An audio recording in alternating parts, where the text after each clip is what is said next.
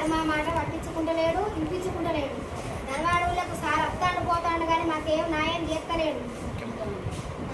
ముఖ్యమంత్రి గారు దయచేసి నువ్వన్నా పట్టింపు చేసి మరి నిరుపేదలకు ఇట్లా ఎందుకైతుంది, కందుకం పోయిందని బాధపడతాను. వాళ్ళందరూ వాళ్ళ నలుగురు వితాంతులు, వాళ్ళ పరిస్థితి ఏంటి, వాళ్ళు కట్టం చేసుకొని బతకటోళ్ళు కూడా వాళ్ళకింత పొలవడంత అడ్లు వంటి అనుకుంటే అడ్డు కాకుండా చేసి కందుకం చేసిందని దయచేసి సారు నువ్వన్నా మాకు సాయం చేసి దండం పెడతాం సారు. మాకు శ్రీధరబాబుకి ఎన్నిసార్లు చెప్పుకున్నా కానీ మాకు ఏమాత్రం కూడా న్యాయం చేస్తలేడు. మరి ముఖ్యమంత్రి గారు నువ్వన్నా మాకు న్యాయం చేయండి సారు. ధనవాడ ఊళ్ళో మరి మేము ముప్పుడు పాపమా? శ్రీభద్రాకు ఓట్లేసి గెలిపించినాం, శ్రీధరబాబు సార్ ఓట్లేసి గెలిపించినాం. మరి మా చెప్పుతోటి మేము కొట్టుకున్నట్టు అయితే సారు. మేము తిరిగి మా కనిష్టలు అయితే కానీ మాకు ఏమాత్రం కూడా మా శ్రీధరబాబు న్యాయం చేస్తలేడు సారు. నువ్వన్నా ముఖ్యమంత్రి సారు, నువ్వన్నా న్యాయం చేయి సారు.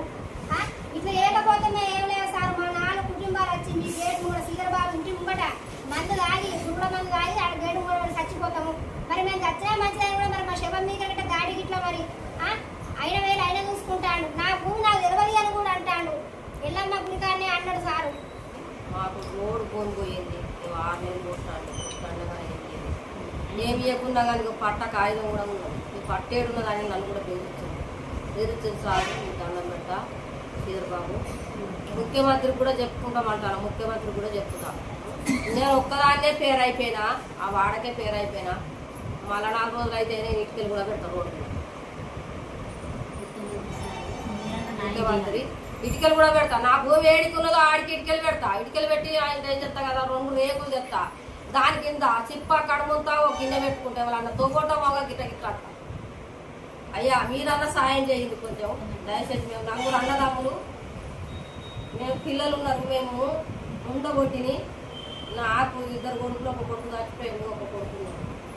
నా బతుకు గింత అవుతాను. నేను బస్ స్టాండ్ అడక తిన్నా కానీ తెల్లారుతుంది. నాకు ఎవరు పెట్టరు కూడా. మేము మీ దగ్గర మీ కాళ్ళ మీద కడితే మీ కాళ్ళ కాడ కూడా మీ ఇక్కడ కావాలన్న వాళ్ళు కూడా మమ్మల్ని మీ దగ్గరికి రానిస్తలేదు. రానియక కూడా మేము దొప్పుకొని వచ్చినా ఏడికి పోతారా అమ్మ అంటారు.